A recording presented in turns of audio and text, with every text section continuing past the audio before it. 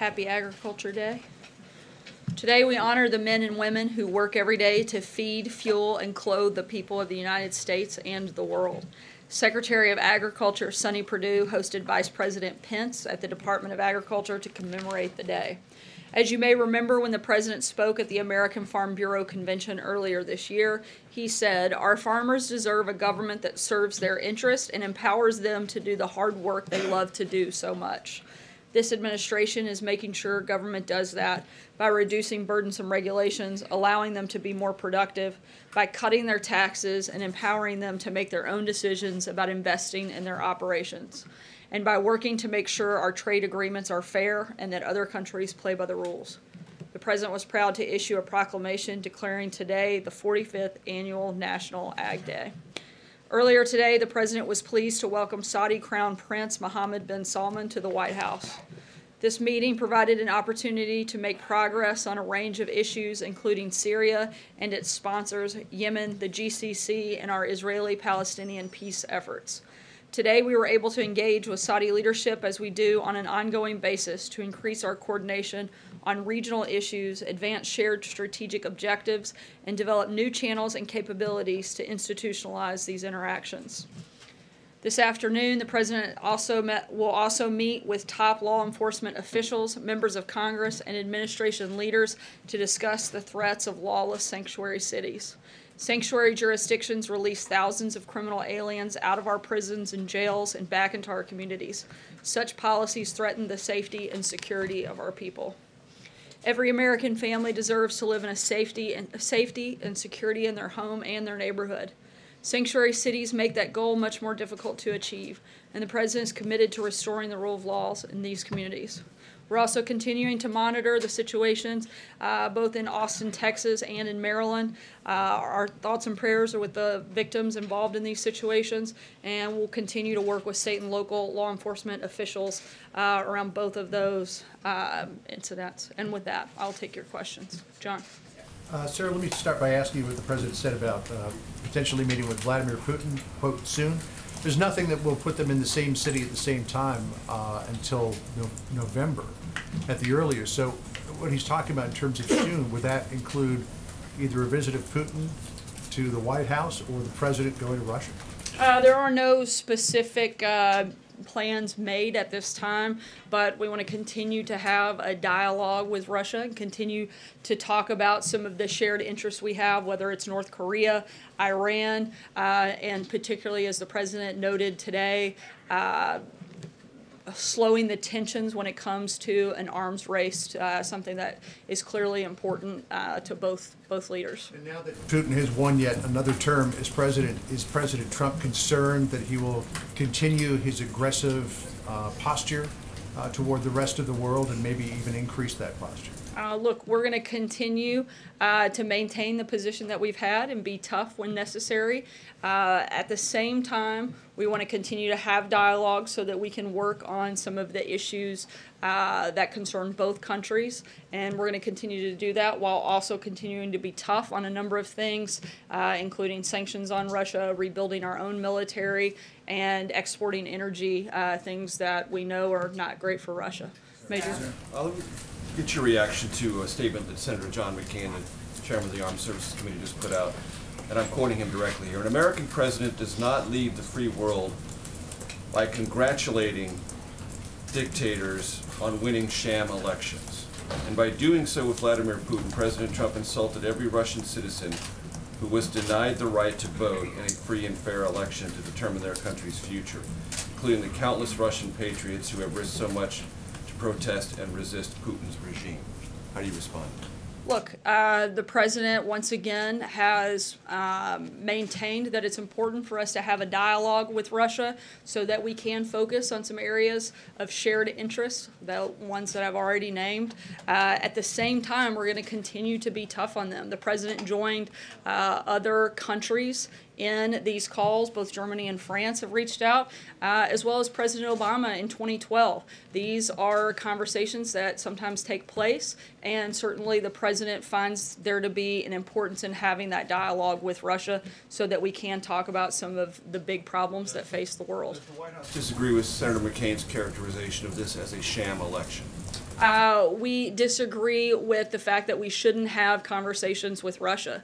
There are important topics that we should be able to discuss, and that is why the president's going to continue to have that dialogue. At the same time, we've been very clear in the actions that we've taken that we're going to be tough on Russia, particularly when it comes to areas that we feel where they've stepped out of place. We've placed tough sanctions on Russia and a number of other things where we have shown exactly what our position is. You brought up in context of John's question about timing, since you mentioned North Korea and Iran, is it the president's intention to meet with Vladimir Putin before he sees Kim Jong-un or makes a decision on the Iran nuclear deal? Again, we don't have any specific plans laid out at this time. Sarah, neither the White House readout of that phone call with Putin nor the Kremlin's readout says anything about election meddling. Did the president not raise the issue of Russian election meddling in that phone call? I don't believe it came up on this specific call, but it is something that we've spoken extensively about and continue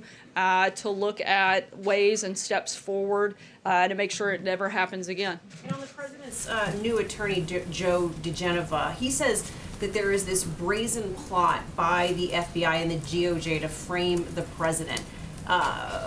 Does the White House share that view? Is there a plot to frame President Trump? Look, we certainly have said that there have been some concerns with some of the actions that were taken, but in terms of any comments that he's made, I couldn't speak to those. Matthew? Thanks, Sarah. Two more questions on the Putin phone call. First, does the White House believe the election in Russia was free and fair? I'm sorry? Does the White House believe that the election in Russia was free and fair? Look, in terms of the election, we're focused on our elections. We don't get to dictate how other countries operate. What we do know is that Putin has been elected in their country, and that's not something that we can dictate to them how they operate. We can only focus on the freeness and the fairness of our elections, something we 100% fully support, and something we're going to continue to do everything we can to protect, to make sure bad actors don't have the opportunity to impact them in any way. And you said election meddling didn't come up in the call. I'm curious, did the recent poisoning in the United Kingdom come up in the call? I don't believe that was discussed in today's call. John? Thanks a lot, Sarah. Over the weekend on one of the Sunday morning shows, Trey Gowdy, Republican of South Carolina, said when responding to the various tweets that the president had put out over the weekend regarding Special Counsel Robert Mueller, he said, when you're innocent, act like it. What is your response to what Trey Gowdy said over the weekend?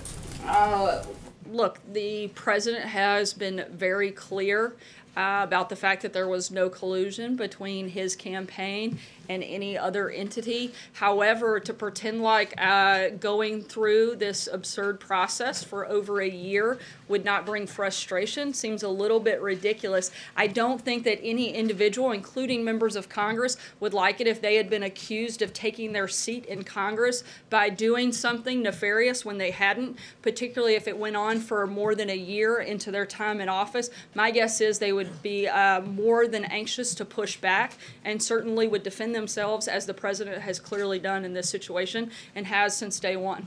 Another Republican over the weekend, Lindsey Graham, also a Republican from South Carolina, said that if the president were to fire... Maybe we need to work on our South Carolina members. He said that if the president tries to fire Robert Mueller, it would be the beginning of the end of his presidency. What's your response to what Lindsey Graham said? Yeah, as White House counsel Ty Cobb said earlier this week, the White House yet again confirms that the president is not considering or discussing the firing of Special Counsel Robert Mueller. Bless you. Pamela? Losing Republicans in the sense. Sorry? Do you feel like you're losing Republicans in some way, that these two prominent Republicans from South Carolina both spoke in this manner over the weekend?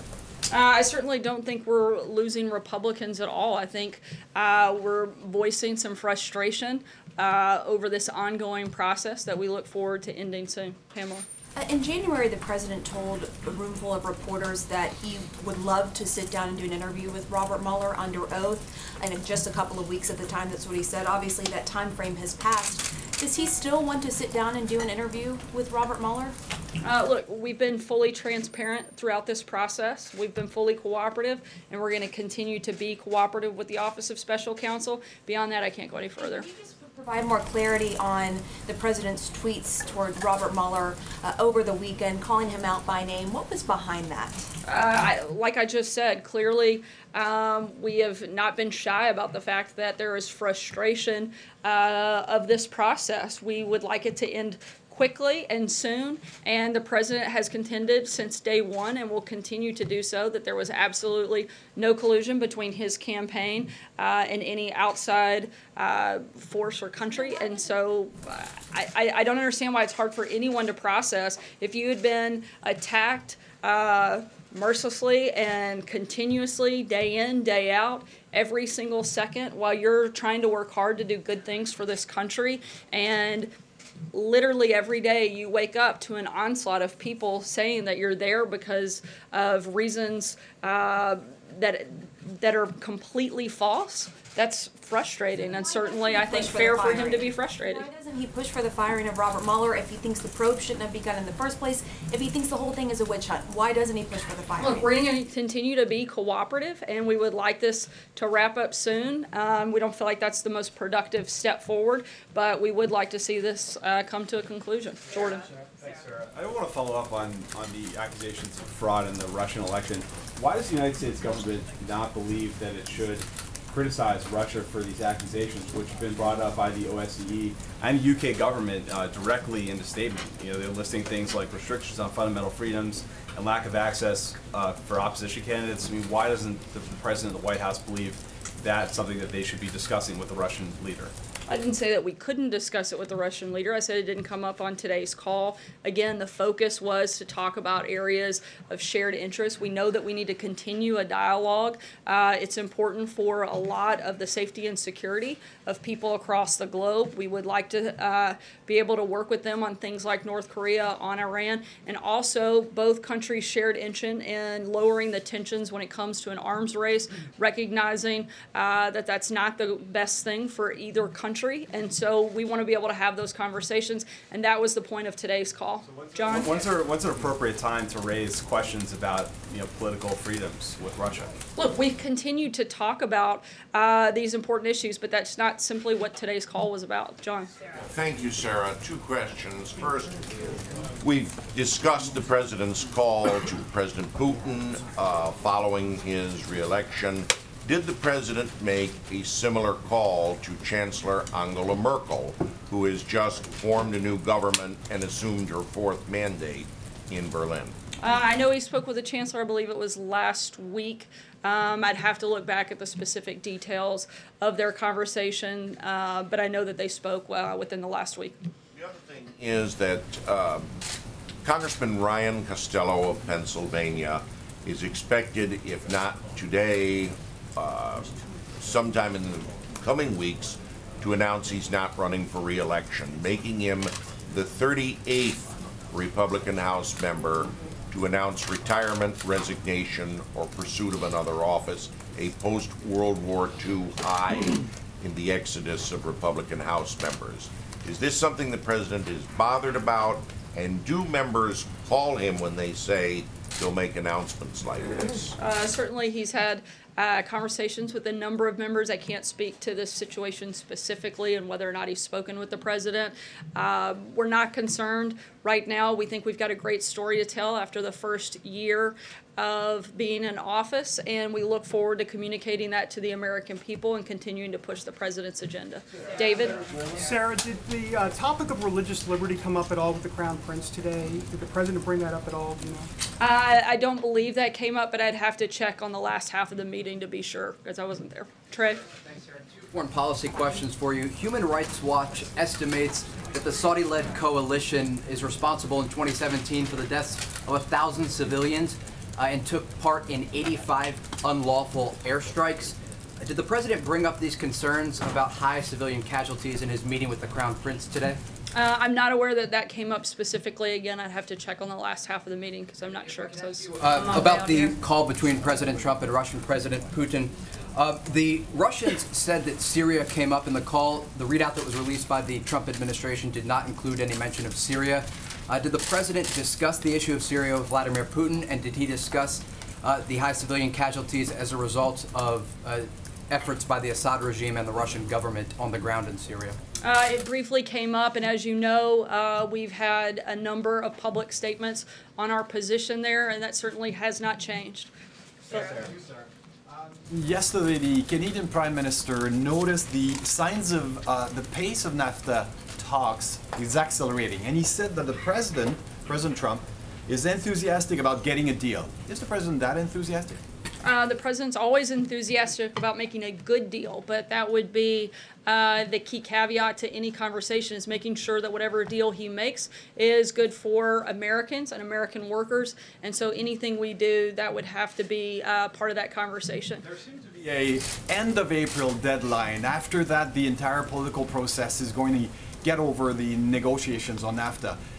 Anything possible be that quick within 6 weeks? I don't have any specific announcement that's at this time, but we're continuing to have those negotiations and continuing to have those conversations being led primarily by Ambassador Lighthizer and working with the President. Take one last question for the President's event. Jonathan? Thank you, Sarah.